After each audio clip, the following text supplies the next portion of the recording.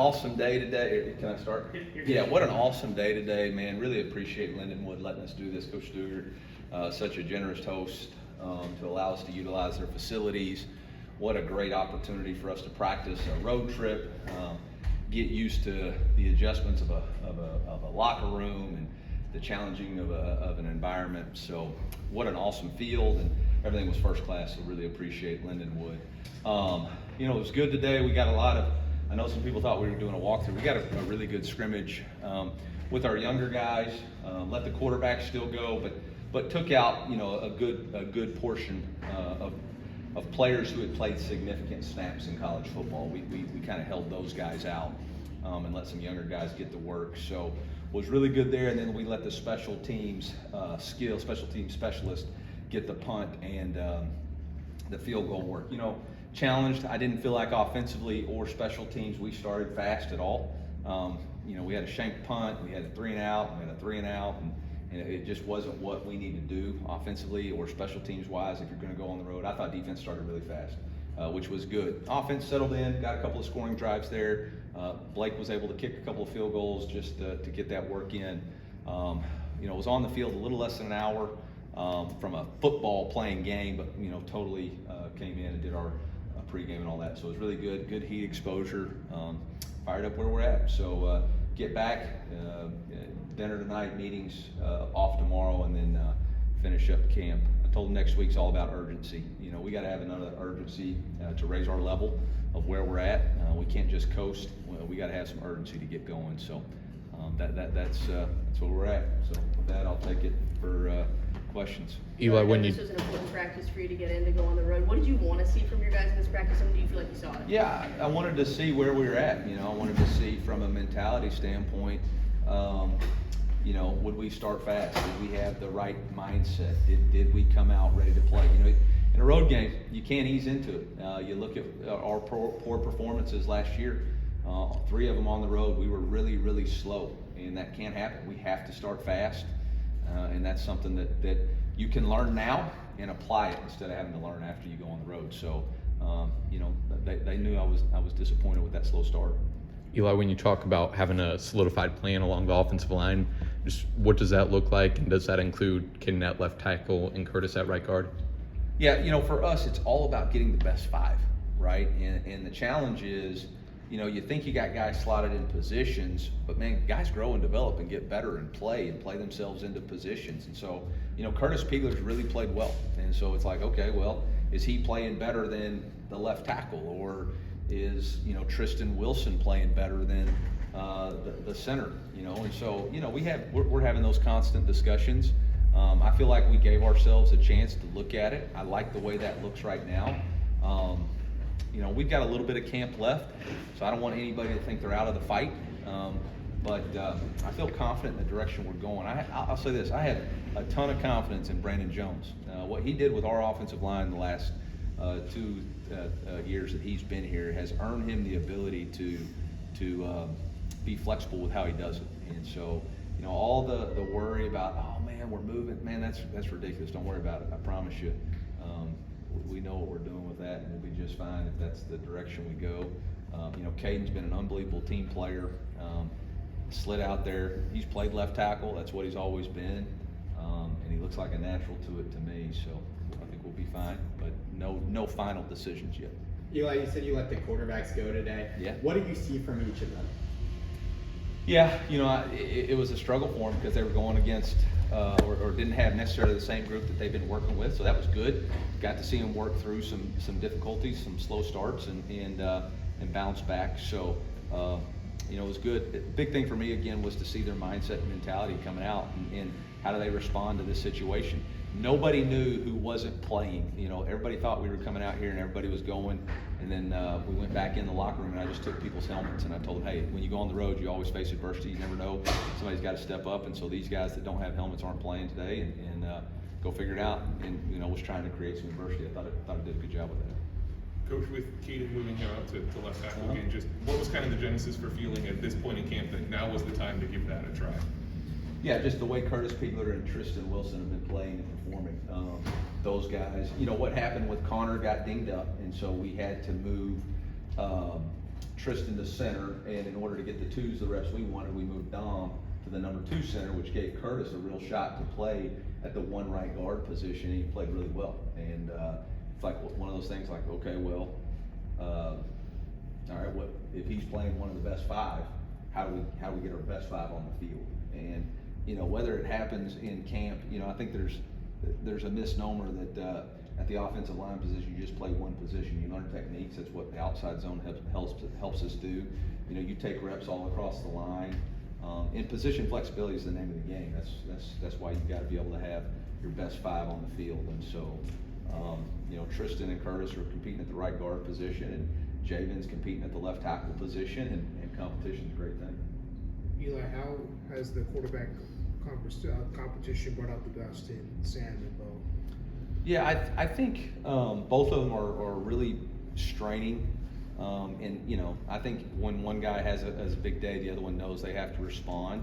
You know, my challenge for them, they were both, you know, we voted captains yesterday, and both of them were voted captains on the offensive side of the ball, along with Connor Tolson and Caden Green. But my challenge for them is to lead when you're not the quarterback. You know, don't be in the back just watching the plays. Like, go lead, go be on the sideline, go provide energy, because that's really the next step. It's who really rallies the team. And you know, it was awesome to see both of them get votes. On the defensive side of the ball, Zion Young, Dalen Carnell, Jalen Catalon, and Khalil Jacobs were voted, and then Logan Muckey was voted the special teams captain. So a lot of guys voted captain, 9. I've never had that many, but it's one of those things where I knew this class had strong leadership and guys believed in them. So excited about that. Coach, a few days back you had mentioned that you felt strongly in about 18 defensive players on that side of the ball, but would like to maybe have a rotation consisting of 25. Have there been any new faces emerge since then as guys that stick out? Yeah, I'll tell you what, man. Caleb Flagg has had an outstanding fall camp. Santana Banner's been really, really good. Mose Phillips has been good. I think we know exactly where we're at with the 3 corners.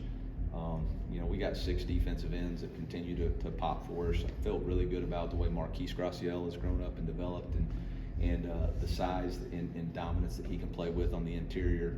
You know, we've got 4 really good linebackers, so I think we're really close to that. The good news is the rest of these guys, like the Brian Huffs of the world, man, they've really shined on special teams, length and speed, and can really run.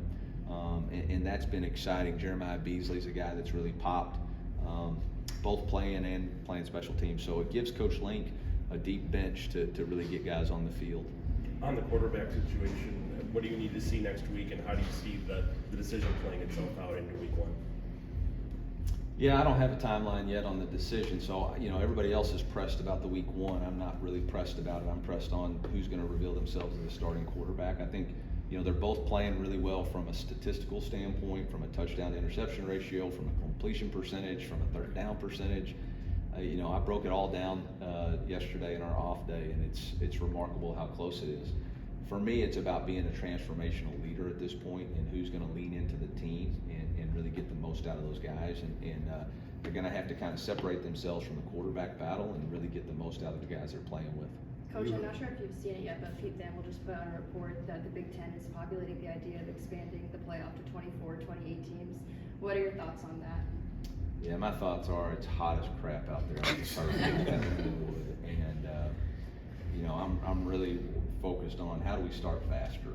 You know, we didn't start fast enough today. How do we make sure our punter's ready to punt? On the ride home, I'll look at Pete Thamel's tweets and I'll process that. But right now, I'm too hot to think about it.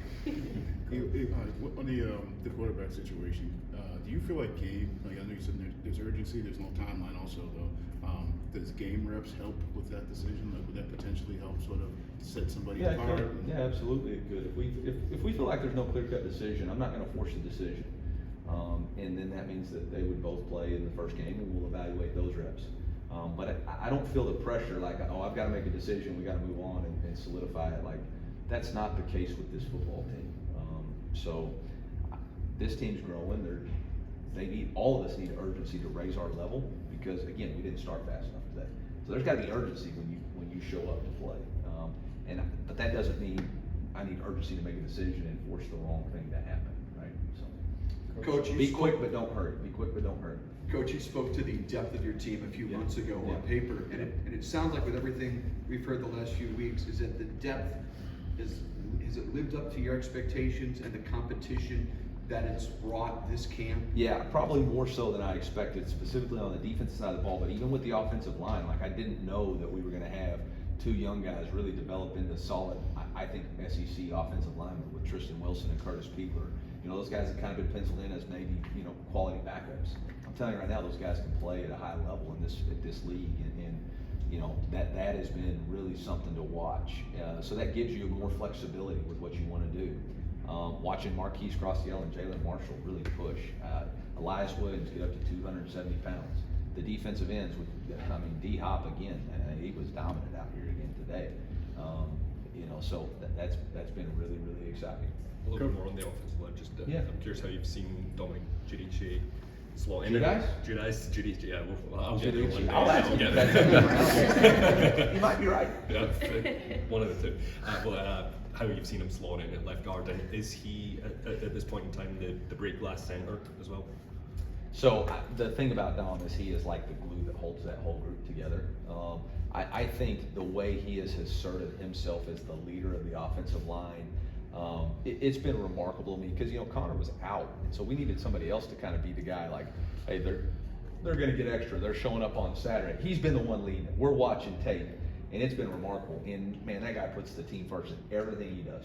He can play center, he can play right guard, he can play left guard, and he can play them all at a really, really high level. I would say right now, if something happened to Connor, we would start Tristan at center, and Dom would stay at guard. But that would be, you know, and like I said, like there's times right now where I get mad at Connor and I'm just like, hey, put Tristan in because he, you know, he's playing really well. So we got no problems on sliding that in, you know. And I think people assume that flexibility means that we're struggling. We're not struggling. Coach, with Caden Green, I mean, I know we only see a limited part of practice, so we just seen him at left tackle this week. But during the offseason, have you guys? What'd you think about it? Coach, I'm just watching. I just I mean, see the your moves. job's to evaluate. You evaluate our decision to move, but you didn't evaluate the player. He's cool. He's cool? He's cool. He's doing What his about job. athleticism, size, footwork, speed, being Yeah. able to control an edge, play by himself against long defensive ends? You feel like he can do that?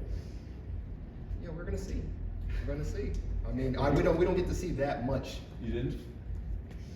When did he play at left tackle during the scrimmage? I don't know, did he? I don't think so. I wanted to say, is he doing, you know, left tackle work? Obviously, when we're not there, so it's just kind of easy to say, hey, that's what you're gonna do. Yeah. Yeah, I think that's again, guys, these people, our players work all the time on their craft, right? And so I think you're right. You get to see a small portion, right? And that portion you saw, wow, he's moving at left tackle. Oh my gosh, they're pulling the ripcord, something's wrong. It's something that he's been doing all summer. It's something that he's worked towards. It's something that when he first got here, he did. He wasn't as comfortable, so we moved him into left guard, played really, really high level. But now he's more comfortable and confident as a player. So it gives us the freedom to slide him out and say, are you still comfortable and confident as the left tackle? Because it's a little bit further from the ball, a little bit more in space, a little bit more isolation. And guess what?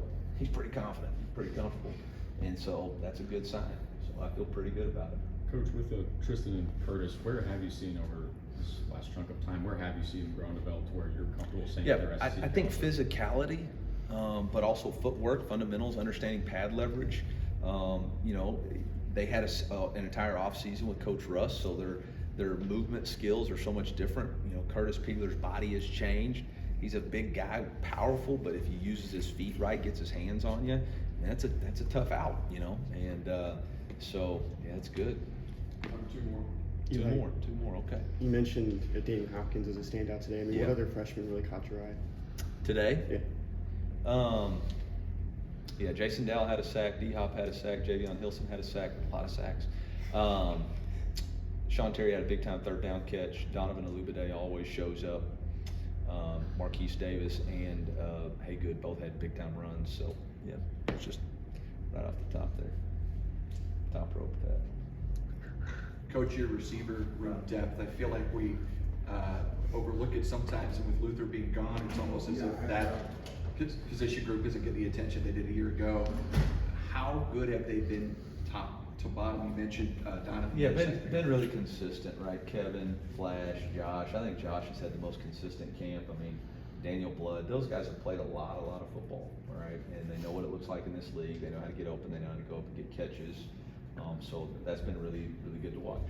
And then you've got Xavier Lloyd, who's played a lot of ball, so he's come in and fit in nicely. And you've got the young guys competing now too. Thanks, Coach.